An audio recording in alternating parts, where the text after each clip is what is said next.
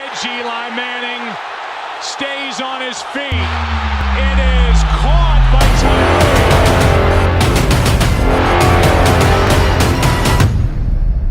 What's going on? This is David Tyree. Welcome back to Catch the Movement Podcast. Lining there for another dope episode. Today I got my friend Michael Bapis. Is it Bapis? Bapis? Bapis. Today I got my friend Michael Bapis. I want to clear that away. But Mike been kicking it for a long time. Lots of lunches in the city. Just talking about how we can help athletes going through this financial world. So, managing director, Rockefeller Capital Management. But before we get into the resume, before we get into some of your journey, where were you when you saw the helmet catch? What was your thoughts? You know, you native to the area, so like, what was going on? Any memories from that time? Yeah, I remember where I was. I was at one of my friend's houses in the city. He was throwing a Super Bowl party, and No doubt. of course, everybody in New York really hates New England and anything Boston related with a passion. So everybody was pretty into the game, and next thing we know, we people are getting a little concerned. It was a little tight there for a moment. Go ahead. And once it happened, everyone had a little hope, and then we went in the right direction. No doubt. Yeah. Were you in the city? Were you in Long Island? I was in the city. You was in the city? Yeah. All right, so, like the only thing I was ever thinking about is what does it look like in New York City right now? Well, of course, we're still in Arizona. Yeah. Was it just, did y'all eventually get a glimpse of outdoors and folks are like? Yeah, everyone was everyone's into it. Everyone's having fun. Everyone was out in the streets. The bars were all crowded, so it was a fun time. Anytime New York sports teams do well, the city just is vibrant. I mean, and if it's something that's as unique as that catch and how it all went down and how it all happened, you beat Tom Brady, you take down the probably the greatest team in the history of the NFL twice. No doubt. But on that one, it was extra special. I think people were into it, and New York thrives on good sports teams. No doubt. And it's been a real drought. It's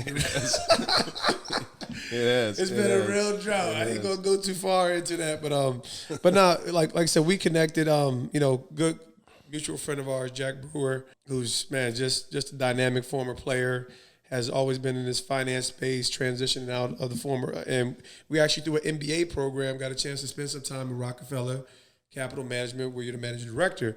So obviously, anytime someone hears the name Rockefeller, that's kind of the story of America. Yeah. It's true. Really crazy. It's true. But just kind of pointing the needle at you a little bit. How do you arrive in this space? This is New York City. This is the capital of finance. What was your journey toward this space? A lot of dogs in the water in the financial space, but obviously there's a lot of room. What was your journey toward it, and what allowed you to kind of hone in on, I really want to work in the markets, help people, and find, use my expertise? What was the draw? Yeah, look, I think there's so many pieces of the journey over the years. Yeah. But I was always into numbers. I was always into math. I liked dealing with markets, dealing with even capital markets, the supply demand, what makes all that go. And then, I think if you're going to do something and be at the top of the game, you may as well do it in the hardest place and the best place to do it. And so, New York, New York, there's no place like New York. There's no place. People don't understand. Like it's obviously, I tell people it's a lot of other places that you can go and be successful, especially now in today's world. But it's not any place else that you can go, and if you can be successful, you top of the dog. Yeah, it's true. And it takes, it's true. without losing your mind, you got to be a special kid. Yeah, it's true. You always got to stay grounded, but in New York, there's if you're not at the top of your game, you're gonna get eaten up. Boom. It can hit you like that. I think being, you mentioned Rockefeller earlier, but just to tie it all together with how we first met through Jack MBA program at the that MBA program. I mean, I give Jack a lot of credit where he started it, and he came to me, and I thought it was just an amazing idea. I mean, for former players to go back, get an executive MBA. We talk about it all the time, but I think it's really worth noting, as even if you are the most successful at your position, at your sport, you're still 35 to 40. Man, you talking about you've done it the best ever if you're 35. Yeah. And then, for the majority of the people, they're 25 to 35. There you go. I kind of have made it a passion of mine now, or it's become a passion to help athletes on their second career. Sure. And I think, save the money. There's so many bad stories. I really don't think we should even get into it, but it's a lot of bad ones. I got my own story. Trust me. We've spoken about it many times, but I think the most important thing is finding someone you trust and has done it. And, that's good. And it can't be they can't be making their first million when you make your first million. And has done it. Man, I hope everybody caught that real quick. Find somebody you trust and has done it. That's the credibility piece. Yeah. And I'm gonna tell you, I would share, because athletes are kind of like the metaphor for the human experience, right? The height, the pinnacle. Yep. There's so much satisfaction, but there's just so much that people don't know. Like money is the way I say it was money's a language. So if you don't speak Spanish, true, right? There's no reason to know about money if you don't know the language of money. Right? And if you don't know personal finances, you can't get through anything. And I think that's some of the classes that we were talking to when you guys would come in. Absolutely. We would talk about personal finance 101. Let's start with taxes. Let's start with this is your money you're making. Let's start with this is your budget. And you can't be embarrassed to say I don't know, because you're spending from the time you're 5 years old till the time, let's say you get drafted, and everyone in between, all you're focusing on is one thing, and it's that sport. You may play a couple sports in high school, but once you get past that, it's one sport, and so there's not a lot of time to do anything else, because there's training, and then there's on field, there's off field, there's film, there's I don't need to tell you, but there's not a lot of time to do anything else, and that's where a trusted advisor comes in, but at the same time, your education during that process as an athlete is probably one of the most important things. Huge. While you're playing, and obviously, like I said, we're going to have some athletes check in, but while you're playing. So I can imagine there's some similarities. That's how it's, being a student athlete is a whole nother monster. Like, I give so many kudos to these guys because in college, of course, you have two focus. In the NFL, you have a job, right? And the competition is plowing in, right? And it's not competition. It's literally the waiver wires on your behind. Right? So especially if you're at the top of your game. 100%. Everyone's trying to bring you down. For you, when you think about that, I look at it like, man, there's so many people that want to be in these spaces, working with athletes, gaining credibility. Okay, what was in your temperament, DNA, and what was a part of your formative experience? Was there some athletics involved? Was parents? What was the formative process that says, I'm going to rise to the pinnacle, to not just be a guy that's doing this, but to be that guy to the point where Rockefeller, right? You don't just arrive like that's hundreds of years of vetted experience to be able to assume. They get a chance to choose, I'd imagine, from some unique resumes. Everything in this world starts with a family foundation. I mean, my parents were, always around for us. That's great to hear. We came from, middle-class family. We had what we needed, but it was nothing. Yeah. It was, we got the one pair of basketball shoes a year, so we could, come on, bro. So we could wear them, and that was the biggest day of our lives that Those year. Those were good old days. Sometimes I'm like, I got 7 kids, so trust me, they ain't got all the shoes, but they got multiple shoes. Yeah. But, I started with my parents, the education that they gave me, and then I grew up playing sports my whole life. I played Division I golf, and then I ended up going to Greece to play basketball for a short period of time. You had little okay, hoops, what position? Hoops, point guard. Okay, dog. Playmaker. Okay. In Greece, they call it playmaker. Okay, man, let's go. Yeah. Did you have a crossover back then? That was all I had. They called me the Rod Strickland of Greece. Okay, let's go. And he said Rod Strickland. Now we're getting back to the glory days right there. Yeah. So no, that's super dope. So you had some of the athletes. So and then I ended up going to school with. I went to the University of Utah, and at that time, those guys had a really good run. Nice. A bunch of them went to the NBA. So, I was always around sports. I was working with them playing summer league with them. We were running around, and I kind of ultimately grew up with them. And then when I decided to, I spent 1 year running Jim Flick's golf schools in Phoenix and elsewhere. He was one of the top teachers at the time. Yeah. And I got an internship in New York at Morgan Stanley. I had a really good career at Morgan Stanley for 10 years. Nice. And I think that's where I started to learn the foundation. But again, it just comes with in the sports entertainment space. It can't be a jock sniffer. It can't be. Guys come in they just want to be around people that just because they're athletes Genuine. or just because they're famous. It's got to be, you got to connect with them in a way that I don't know. I just connect with people. I mean, that's probably one of my best talents. You have the same talent. I mean, when you walk in the room, it lights it up. Yeah. And so, I think that helps in managing it and also in creating relationships. It's fantastic. I mean, I think we understand, it boils down to the relationship, the authenticity piece. Yeah. What was the point of let's call it breakthrough, right? When you think about paving a pathway to find success, find your way in the world, what was a breakthrough moment for you, whether it's as a young professional where he's like, oh, I'm here, or this is it, or this was a door that you almost didn't even anticipate? Yeah, that's a good question. I mean, I was lucky enough to have some really good mentors along the way. 3 or 4 people that when I was going through hard times and trying to understand the business, trying to learn the business, they were very helpful to me in big positions. You need people. You need people like that. And ultimately 2008 was probably the toughest years of my life. I had 2 little girls. It was Morgan Stanley was. No one knew if it was going to be solvent the next day, and ended up starting our own business through a platform. And those 3 or 4 years were very difficult. I mean, it was like paycheck to paycheck. It was trying to raise a family, trying to work, trying to do all that. And I think life and God brings things to your way for reasons, and it just makes you stronger. And it's funny. I was just before I got here, I was texting with my daughter, and she struggled on one of her tests. Yeah. And they kind of laugh because I drive them crazy with this, but failure breeds success. Come on, man, fail fast. You've seen that Michael Jordan quote 100 times or 1,000 times. It's probably one of the best quotes ever. I've missed so many shots in my life. I've missed game-winning shots, but that failure is why I succeed. And I think those few years were, really difficult. They were a wake-up call. Yeah. And building your own business really lets you. You're starting at the bottom. You're starting from you speaking to my heart right now.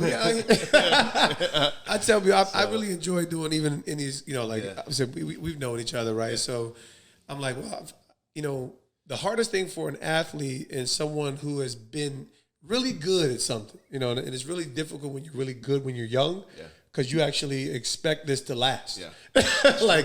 And then you launch out and from you get kicked in the teeth, and you come into real life. I said, listen, and so finding real satisfaction. I'm like, I'm a full-time everything. I'm a full-time dad, full-time husband, full-time business owner, entrepreneur. Yeah. It's like I'm not the best. I suck. Sometimes you do suck. It's just part of the deal. That's fantastic to hear. So that was, and I think to answer your question, that where it all came together was when I came to Rockefeller. I mean, I think wow.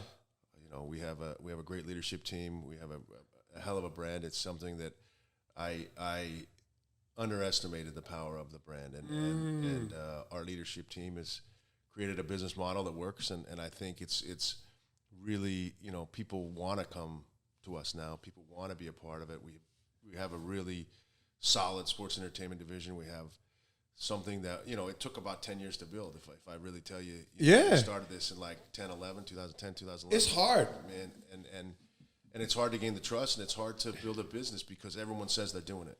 But it's I've been, I'll tell you right now, they're not.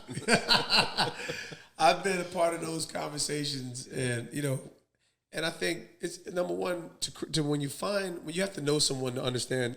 I tell people, even with athletes, I was working in this, player-athlete development, leadership development space. I said, well, you have to learn what questions to ask to figure out whether somebody's actually credible. Right. So that's a hugely important role, right, for today's athletes. I give you major kudos for doing it because it's probably the most important part of the education process is somebody that's done it, been there, and is smart enough to articulate it. Yeah. And I think good for you, man. It was a great space to be in. Yeah. It's a bittersweet road because, in the National Football League and even now in college football, they're there to play. Yeah.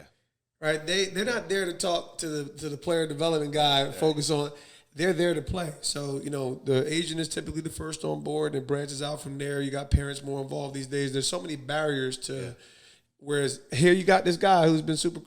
So it's bittersweet because you find some guys who actually do respect and are looking to grow. Yeah. But like I said, that narrow lens of what makes them great is actually a blind spot too. Yeah. What do you see on the other side of it, right? Because, there's this healthy balance of being firm with somebody who's in this position of major influence. No one wants to lose that multi-million-dollar client, 100%, right? So how have you been able to navigate that as you built out this division? And because I know what an athlete needs. I know, once you get a bad one, you know what to go. And I've been through a few bad ones. It's probably one of the most difficult clients to have. Is a bad client who won't listen. Are you willing to no longer represent a client like that? Ultimately, you have to make that call, and I've had to do it a few times. But I just think, look, for me, it also comes down to character. Buddy, ding, ding, ding, ding. You have to have the right people on board and right people as clients, and we're lucky enough not to to be able to manage through that process. But it's someone you want to work with, and someone's willing to learn, willing to listen, willing to understand. And at sometimes you have to be firm. Yeah. But ultimately, it's their money. Oh, 100%. But I'm just trying to be a leader in their lives on the finance and on the next phase of their life. Yeah. And I think once you build that trust and once you break through that, you're there. They're yours forever.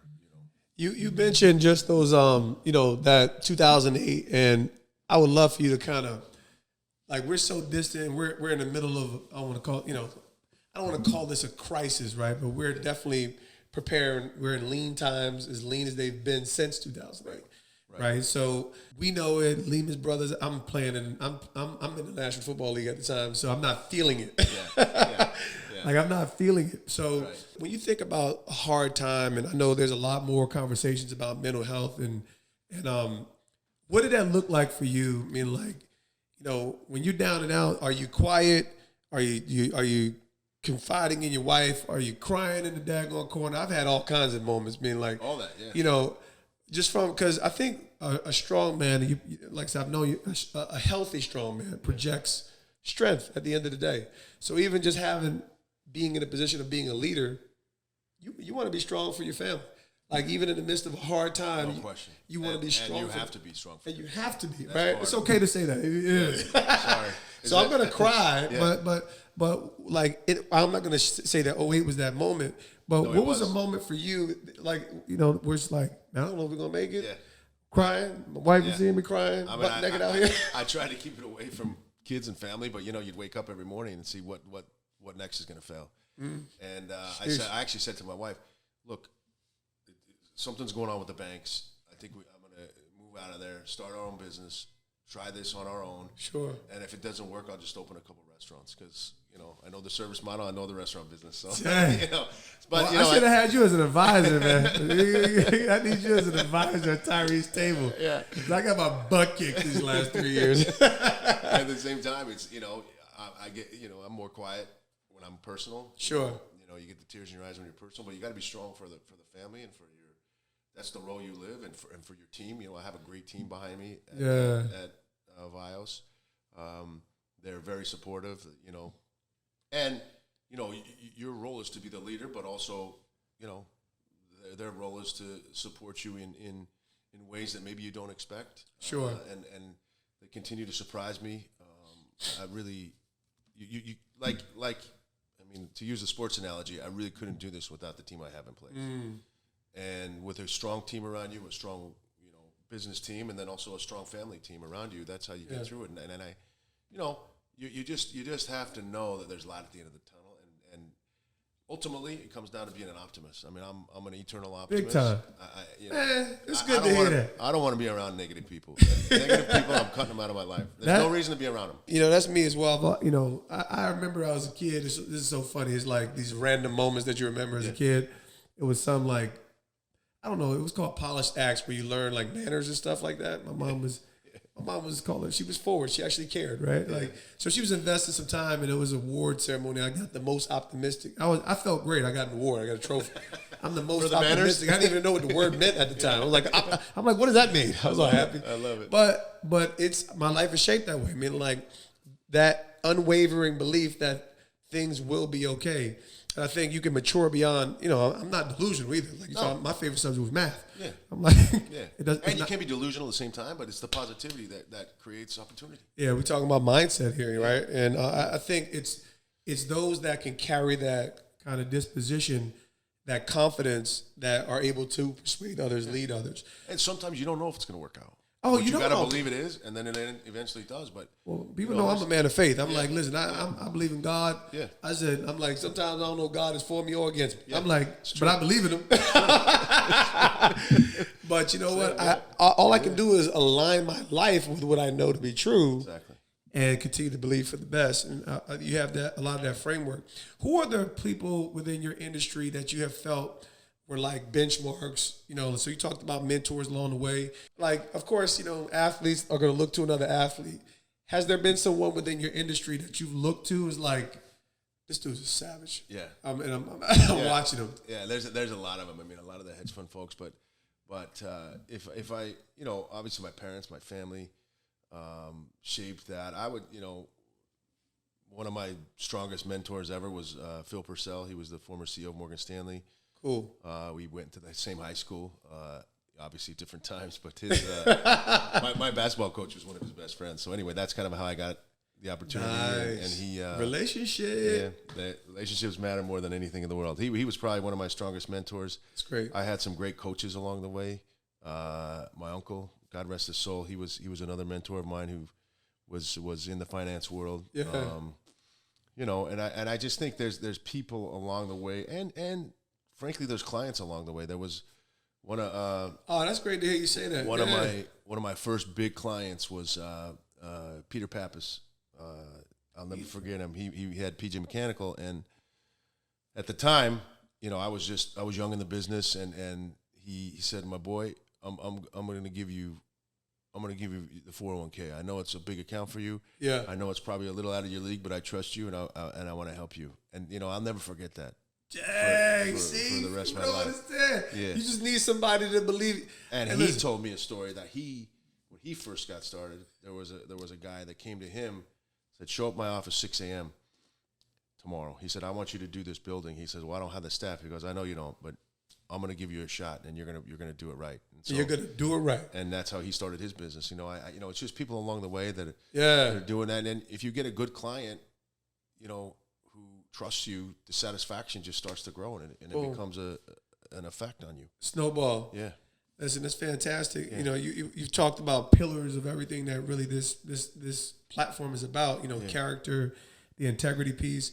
What, when you talk about the ugly side of finance, the ugly side of money, right? Yeah. Everybody quotes it. It's just good old life and reality. The love of money is the root of evil, not money itself. Yeah. What, what's the undercurrent? Like when you, and you're in, like you talk about in Sharks territory every single day.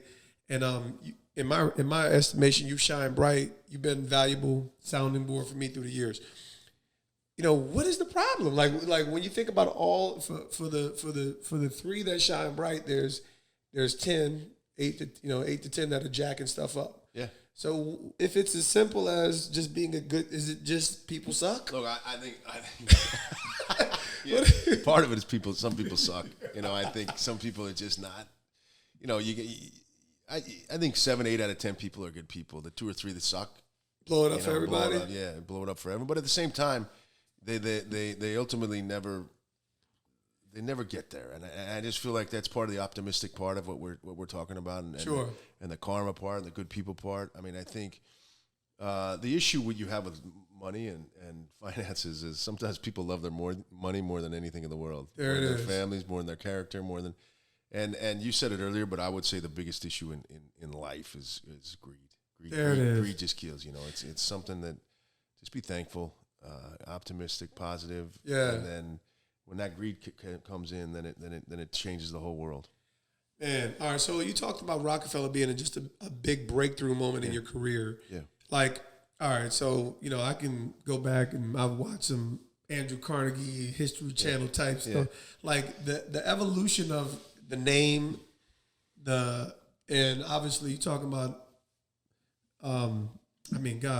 The founding father type of, and I forget the name they used for the Carnegies, the Rockefellers. There was a name that was associated with these guys. But anyway, like when you think about transforming this entire, was it oil with them? Or was it, it was oil, yep. Right? So going from oil to now family office, wealth, all these different arms. Like, did you kind of become a historian of this family? That's a great question. And what does evolution continue to look like within Rockefeller? I mean, I think it goes back to 1883.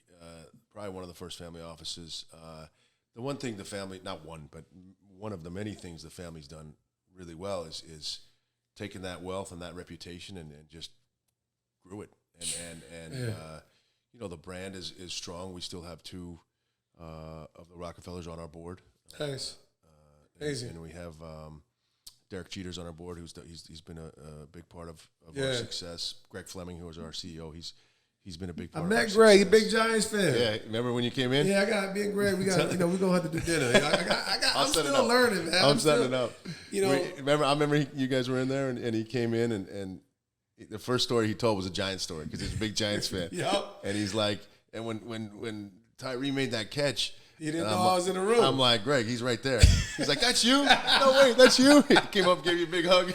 Right. I gotta get Greg on because those are the coolest moments for me. I'm a Jersey boy, man. I'm just a dude from Mount Clinton, Jersey. So when I'm sitting there listening to this dude, I'm like, this dude is he's talking about me. He's talking about me. This is crazy. Yeah. No, man. But that's some of the neatest stuff. Yeah. All right, so we know the simplistic level, right? So let's move toward a little bit of detail, right? Yeah. I got another buddy who's in capital markets. Now you're talking about economics, right? This is the hardest. Yeah. Economics whooped my behind in college. I love math. I thought I was going to go to college and get an accounting degree. Yeah. It was all backwards. Yeah. I'm like, then economics, I'm like, I love this. I'm like, I feel like it's more demand than supply and demand. Yeah. So as you start moving into some of the more detailed spaces, I've seen you as a contributor on credible contributor on different finance shows and things of that nature. You obviously keep an optimism and even keel, but there's turbulence everywhere within the markets. We have wars going on, all these different details. I know there's data that you guys are really looking at. There's real-time data. Yeah. When it gets into the details, is there like a general formula that you start to abide by when you start getting into, these different markets, taking in not the news, but the real-time realities? What is a general basis that you're guiding some of these decision makings as you're managing these massive portfolios? I mean, look, we try to always stick to the plan. I mean, it's worked for 25 years. I know it's going to continue to work, but with the turmoil that's going on, with the inflation, with the geopolitical issues we're having, with earnings, with all of that kind of affects your mind a little bit. And now, do you just discount it all? No, obviously it plays into it, but I would say the most important thing is the right allocation, the right asset allocation, based on a client's risk tolerance, and then just sticking to the plan. Emotionality in our business is the worst thing. The worst thing, man. And it's the same in sports. It is. If you're at the foul line and your heart's going like this, and you're gonna miss that foul shot. If you're running a route and you're not gonna make that catch. Listen, man. Yeah, if you're worried about what the DB said, you still fumed about the last play. Yeah. And big shout. He's in your ear, and you listen to him. You're dead. Always remind cats. Odell Beckham was my first year. His first year in the league was my first year back with the Giants as a player. As the director of player development. I was like, got a lot of work. See if I could hold that line down, man. Yeah. So it's very often, this is why I love this kind of, at the end of the day, the high level performers are the ones who are, it's not just well balanced, who have a keen sense of awareness of themselves, right? Because strength, self-awareness is crucial. You're right. Super duper crucial. I always tell my kids they drive me crazy. I drive them crazy with this one too. Is when they get excited, I say ABC, always be calm. Oh, so I tell them ABC. Just take it in, and and it's easier said than done. But emotionality just drains the brain. It makes it your focus goes away. No, 100%, man. So I think that keeping the emotion and the plan and we have so many experts around us. Use it.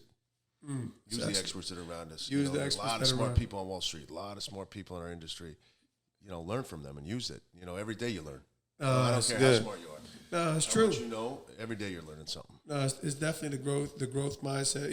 I'm kind of just going through and making sure people get it, because for whatever reason, most people can't connect to the fact that the treasure is in the people, right? Yeah. And actually, if you have this hunger and desire to be the best, you have to surround yourself, no question, with them as well. All right, so when you look at the growth of the Vias division and what you guys have been able to do, even with the athletic and entertainment space, I've always wondered, right? Like, athletes represent something, right? But they're not this wealth, right? Like you've had clients that are probably 10x in the average athlete. Yeah. What is the value? I think we know the value in relation to, people look at athletes. If athletes, they're kind of like lead horsemen in the chessboard, right? But what is the thought process when you think about it in relation to the importance of these types of divisions within financial industries or infrastructures, and how as you've worked with different clients, actually give me one success story in you don't have to use names, but maybe over time, how you've been able to work with that client, gain trust, and just kind of begin to show some fruit that's kind of turned over. One comes to mind that his agent was charging him too high of a fee. His mom was, he bought his mom a house, and she refinanced it and then foreclosed on it, so he had to pay double for the house, basically. Real stuff right here. And when you're in that position, and again, you know this better than anybody. Sure. I just feel like everyone's just like grabbing at you everywhere you go. Yeah. They're like doing this. People don't know boundaries, man. And it's almost like you just kind of snap at some point. But I was able to work with this guy, and we became really good friends. I know his family, I know his kids, and 20 plus years later, he saved most of his money, and wow, and we got him on the right path, and he had a hell of a career, and I think that's probably one of my best success stories. But there's a lot of them out there. If and again, it comes down to character. It comes down to the people. It comes down to the people you're working with, and are they willing to listen to you and trust you, and you're willing to trust them? Yeah. And it's trust doesn't happen overnight. You meet someone right now. It's a good 6 to 12 months just to get to know them, and I think. Boom, boom, boom. People forget that. People expect a quick buck. People expect a quick relationship. We're in a society today that everything's like at your fingertips, like there boom, it is. Boom, boom. And one of the guys I coach youth basketball with, he just says when things get riled up, he just goes like this. He says, let's slow it down. Let's slow it down. Take your time, and I think more often than not, you have to in life. That's something that not only financial life but personal life, and my wife's been a great supporter of mine, and in that, that's an important component to success. Man, I'm so glad you made that connection, because I know where my refuge is. It's like, it's my wife. We've always had it's be 20 years in June, so it's like, but I tell you, I said, man, I actually like my wife. I know it's across the spectrum. I do too. Folks out here, I know it's the hardest thing to do. Yeah. But I've always been about making a commitment, and when you make a commitment, you make the necessary sacrifices. Yeah. So, when you entered into that dialogue about, just kind of unwinding from the realities, because, work, anything that you get over inundated in, it can become overwhelming. Yeah. What does unwinding look like for you? Because it is an intense climate and every day, but let alone within this current climate. What does unwinding look like for you, your wife, and kind of like just, I'm in my Zen mode? It's important to take that moment, because you get so caught up in the world, you could be on that phone all the time. So that bad news flowing in. Bad thing. One thing we've done is family dinners, no phones. Nice. When we have people over, I tell the kids no phones. They get mad at me sometimes, but within 5 minutes they're all playing together, doing stuff. Excellent. I would say it's just spending time with my family. We go to Greece every year. We take a family trip. My friends hang around, smoke a cigar by the fire, just BSing. I think just getting away from the. Everybody's got those stresses. Everyone's got those, and just getting away. It comes down to, there's a Greek word called pareia, which means the people you surround yourself with and the people you're friends with. And I think it just Pareja. Pareja. You bring the good pareja around you and just have a good time, and that's something that bring the good pareja. Yeah, you got that. Yeah, I like that. I be in my Bible studies. I be doing my Greek, so I know that sozo is my salvation. I got a couple Greek words for you. Yeah. I got teleos. That's perfection, right? That's completion. That's right. Yeah, I got a few like a little something. Vios, our name comes from the ancient Greek word for life. Always for life. I love it. Yeah. And that's what it's about, man. This whole pursuit, this whole life. And I tell people, we see things in sectors and industries, but, catching a moment is about your life. It's about aligning your life upon an intersection. I tell people. Intersection of the time right now. Yeah, man. You got to align your life with a certain, I said, when we don't walk with a certain measure of integrity, you're going to miss out on destiny. You're going to miss out. That's a great way to say it. And 100%. And that's, and you got to capture those moments when destiny comes your way. Man. Capture it. That's why I like to create the dialogue, because everybody's looking for that place of meaning, right? Yeah, people get caught up in this world we live in today. Sure. I mean, we're here for a short time. Man. And it's and this is God willing, you live to 80, 70, whatever the hell you want, 90. There's people that have been around 3,000-4,000 years ago. They don't care what's going on right now. So it's keeping it real and crossing with destiny and people, and just this is the time. You may as well enjoy it. I even want to dive into Greece more, because I've been in Jersey my whole life. I'm like, man, I got 7 kids. I'm like, I repeat this all the time, and I'm like, and my wife's only favorite thing to do is travel. Yeah. I'm like, well, I guess I'm not going to be, impressing you for a long time. Another 10 years, right? 9 plane tickets. Right. So, we're getting close. What was one of the most, like, as far as an experience that you've had, like, whether, and it's not just about travel, but where, like, your vision was expanded in relation to just life, right? Like, you live long enough, you start realizing what's really important. But what was an experience or a moment within your life, or a defining moment, that was something that really kind of reset your values in a way where it's like, nah, this is the way we're going. Yeah. This is what's going to make the Bapis family. I would say 2 things. One, or there's a couple things, but one was when I moved to Greece to play basketball. You're in a different country, a different world, a different language. As well as I spoke it, I didn't speak it like a native until I left. Wow. And I had one friend that kind of took me under his wing and just took me everywhere, and he was a teammate of mine, Michali, I'll never forget him, and to this day, he was the reason, like, and I was going to school over there. He would help me with the classes. He would help me with the basketball. I would see. You teachable, man. You was receiving some help, bro. I see how you've been successful. You always gotta listen, and that probably is time. And then when I had my kids, I think my 2 daughters and obviously my wife, that created that family unit. But your whole world changes when you have kids, man. I tell people all the time. I said, it's I had these little random conversations. I said, there's nothing dynamic about me. I had a family early. Yeah. I was 21 years old with a child. Yeah. And it changed my world. Right I was not ready for it. I was a complete idiot. Yeah. I was a complete idiot. No business having a child at the time. Right.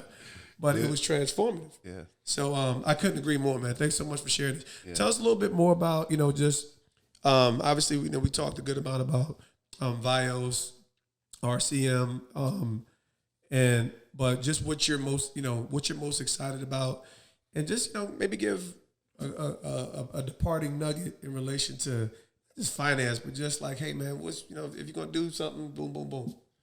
Give some game. Let's see. Let's put you on a high seat. This is a good one. This has got to be a good answer right here.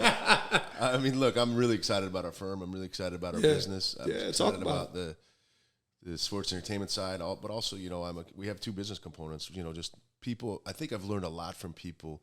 One of our niches is people who have built a business to a certain point and then sold it and made money on it. And it's that entrepreneurial spirit that these clients have, and you can correlate conversations and relationships with them, because I would leave with it's amazing the entrepreneurship that a human being has when he or she puts their mind to it. Oh God! And I think being an entrepreneur, seeing clients buy and sell companies 2, 3, 4 times. I mean, entrepreneurs who just started from nothing, started from a garage. Sheesh. A couple of my friends did it for a coffee business, but I just think that that entrepreneurship is what keeps me going, and it also helps me learn from them and use those pieces in my business. And I would just, again, it goes back to the positive vibe, positive attitude of life, and we try to create that environment at work every day through our clients, through our colleagues at work, and it spills over into the families.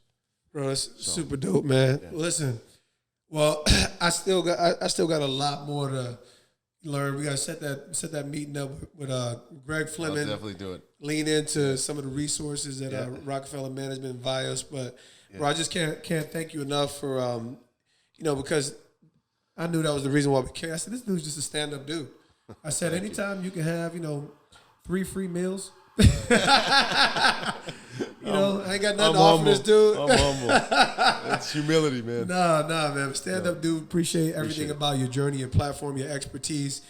People going to be continuously blessed by your knowledge base and resource, man. So, we'll check it soon. I want to thank you for what you're doing and your positive vibe and your energy. Just keep it going. Thank you for having me. No doubt, it's man. been great. We'll check it soon, bro. Cheers.